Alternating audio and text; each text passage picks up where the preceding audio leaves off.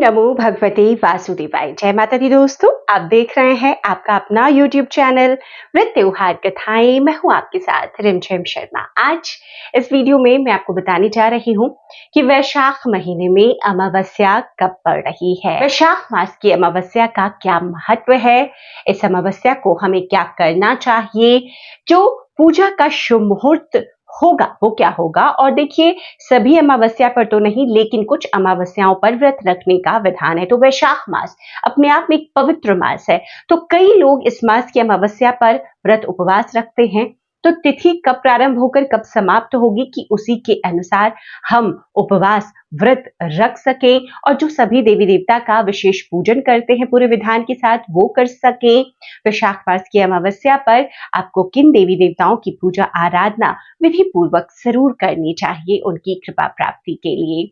दोस्तों, इस अमावस्या पर कुछ ऐसे कार्य हैं जो हम अगर करते हैं ना, तो अपने जीवन में जो भी हमारी इच्छा होती है, कामना होती है, वो भगवान की कृपा से पूर्ण होती है। तो कुछ ऐसे कर्म जो इस अमावस्या पर हमें जरूर कर लेने चाहिए। सभी जानकारियां इसी वीडियो में आपको प्राप्त हो जाएगी, तो अन्य वीडियो देखने की जरूरत ही नहीं होगी। वीडियो को अंत तक जरूर देख लीजिए, समझ लीजिए कि आज के दिन आपको क्या करना है और क्या नहीं करना है। देखिए, वैशाख मास की अमावस्या, पूरे वैशाख मास का अपना एक बहुत ही धार्मिक महत्व होता है। इस मास में हम लक्ष्मी नारायण की पूजा अगर विशेष करते हैं तो उनकी कृपा प्राप्ति होती है। भगवान श्री हरि विष्णु के आशीर्वाद से जीवन में हम जो भी चाहते हैं वो प्राप्त करते हैं। माता लक्ष्मी की कृपा होती है और हमारे जीवन में धन संपदा की कभी कमी नहीं होती। वैशाख मास में देखिए, पवित्र नदियों में स्नान का बहुत महत्व है, और अमावस्या की तिथि देखिए जानी ही जाती है स्नान, दान और तर्पण के लिए। अमावस्या की तिथि पितरों की तिथि होती है, तो आज पितरों के निमित्त हम अगर तर्पण करते हैं, पिंडदान करते हैं, श्राद्ध कर्म, कुछ भी उनके निमित्त अगर हम दान पुण्य के कर्म करते हैं, इसका पुण्य फल हमें बहुत मिलता है। हमारे पितर प्रसन्न होते हैं, उनकी आत्मा तृप्त होती है, और जब उनकी आत्मा तृप्त होती है ना, तो हमारे जीवन में हर प्रकार की बरकत हमें मिलती है।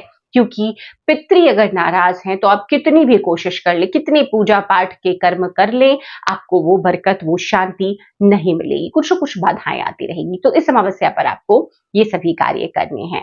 अब देखिए, वैशाख मास की अमावस्या पर आपको तिथि जान लीजिए सबसे पहले कि आप किस तिथि में, अगर जो लोग व्रत करते हैं और यह विशेष पूजन ही आप करेंगे तो किस तिथि में करेंगे, हम इस बार अमावस्या किस दिन मना रहे हैं और इस अमावस्या को शुभ क्यों बताया जा रहा है। देखिए, वैशाख मास की अमावस्या इस बार मनाई जाएगी 27 अप्रैल को। 27 अप्रैल को इसलिए मनाई जाएगी क्योंकि तिथि देखिए प्रारंभ हो रही है 27 अप्रैल की सुबह 4:49 पर, जो कि समाप्त होगी 28 अप्रैल की रात में 1 बजे।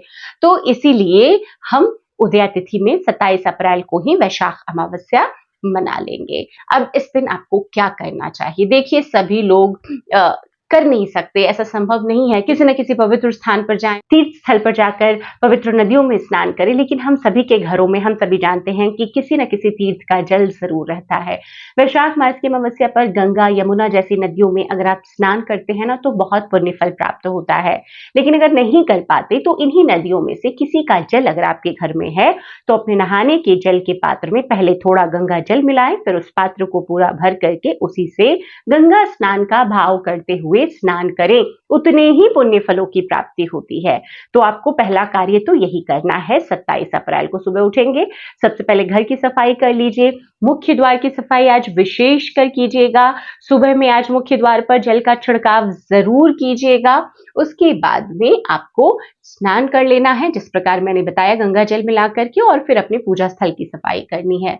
पूजन देखिए हम करेंगे लक्ष्मी नारायण का। जो लोग देखिए, इस बार की जो अमावस्या है रविवारी अमावस्या है, तो इस बार पितरों के निमित्त पीपल वृक्ष में जो लोग जाकर जल संचित करते हैं, दीपदान करते हैं, वो नहीं करें, क्योंकि रविवार को देखिए पीपल वृक्ष की पूजा नहीं की जाती है। शास्त्रों में ऐसा वर्णित है, वर्जित बताया गया है, तो आप नहीं कीजिएगा। तो अब ऐसे में किसी भी पवित्र स्थल पर आप पितरों के निमित्त दीपदान कर सकते हैं।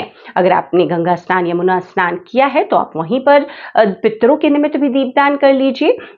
जो आपने गंगा माता के निमित्त दीपदान किया है, थोड़ा अलग हटकर दक्षिण दिशा की ओर मुख करके आप पितरों के निमित्त भी कर सकते हैं। वैसे हम सभी जानते हैं कि आमतौर पर पितरों के निमित्त हम पीपल वृक्ष के नीचे दीपदान करते हैं। अब दोस्तों, आपने पूजा करनी है लक्ष्मी नारायण की। तो सुबह की पूजा में देखिए, आप अपने स्थान पर, जो पूजन स्थल पर आपने लक्ष्मी नारायण की फोटो या प्रतिमा रखी है, उनका ही विधान के साथ पूजन करें। आप अलग से पाटा लगा करके आज के दिन पूजन करना चाहते हैं, आप ऐसे भी कर सकते हैं। पीले वस्त्र बिछाएं पाटे पर, या जहां आपने प्रभु को बिठा रखा है तो पीले वस्त्र की आसनी दें, पीले वस्त्र उन्हें अर्पित करें, पीले फूल आज उन्हें अर्पित करें, पीले चंदन से उनका श्रृंगार करें। देखिए, पीला रंग भगवान श्री विष्णु को बहुत प्रिय है, तो हम जब भी उनका विशेष पूजन करते हैं तो पीले रंग की प्रधानता होती है। आज के दिन देखिए, भोग में हम फलों का भोग ही लगाते हैं, तो माता को आप बताशे का, मखाने का और भगवान श्री विष्णु को फलों का भोग अर्पित कीजिए और उसके बाद में धूप दीप के साथ में उनके पूजन को संपन्न कीजिए।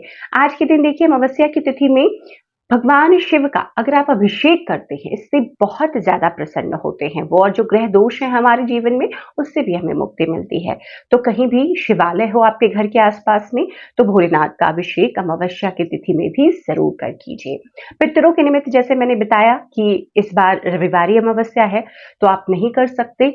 ऐसे में आप अपने घर में दक्षिण दिशा की तरफ भी पितरों के निमित्त एक दीपदान सरसों के तेल का कर लीजिए।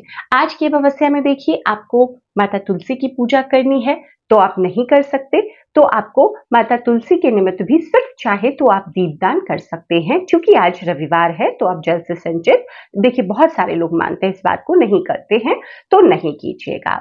अब आज के दिन देखिए, शाम के समय, रात्रि के समय देखिए, माता लक्ष्मी की पूजा अमावस्या की तिथि में विशेष करते हैं। मंत्रों का जाप करना आज बहुत लाभकारी होता है। अगर आप माता की उपासना आज रात्रि में करते हैं तो 10 बजे के बाद माता लक्ष्मी का पूरे विधान के साथ पूजन कीजिए, बहुत ही फलकारी होता है। इस पर पूरी पूजा विधि भी मैंने आपके साथ शेयर की हुई है।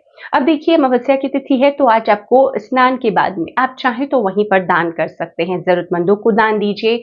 अब पितरों का ध्यान करके आज दान देना बहुत शुभता लेकर आता है आपके जीवन में, तो आपको वस्त्र का दान, धन का दान, आप चाहें तो कोई जरूरत की जो चीजें होती है ना, जैसे वैशाख मास है तो आप, बहुत धूप होती है तेज, तो आप छाते का दान कर सकते हैं, वस्त्रों में सूती वस्त्रों का दान कीजिएगा, आप चप्पलों का दान कर सकते हैं, आप मटके का दान कर सकते हैं जरूरतमंदों को, इससे बहुत पुण्य फलों की प्राप्ति होती है। तो इस वैशाख मास की अमावस्या आपको पूरी पूजा का विधान इसी प्रकार से रखना है। कोई अन्य जानकारी आपको चाहिए तो आप मुझसे कमेंट बॉक्स में कमेंट कर जरूर पूछिए, कोशिश करूंगी मैं आपके उन सभी प्रश्नों का उत्तर आपको जल्द से जल्द दे सकूं। देखिए, हर पूजा पाठ, व्रत त्योहारों की सभी संपूर्णता से जानकारियां मैं आपके साथ शेयर करते रहती हूँ, तो उन वीडियोस को भी देखिएगा। वीडियो अगर पसंद आते हैं तो लाइक जरूर कीजिए, और चैनल पर पहली बार आए हैं तो चैनल को इसी तरह की जानकारियों के लिए सब्सक्राइब कर लें। वीडियो देखने के लिए बहुत बहुत शुक्रिया। जय माता रानी।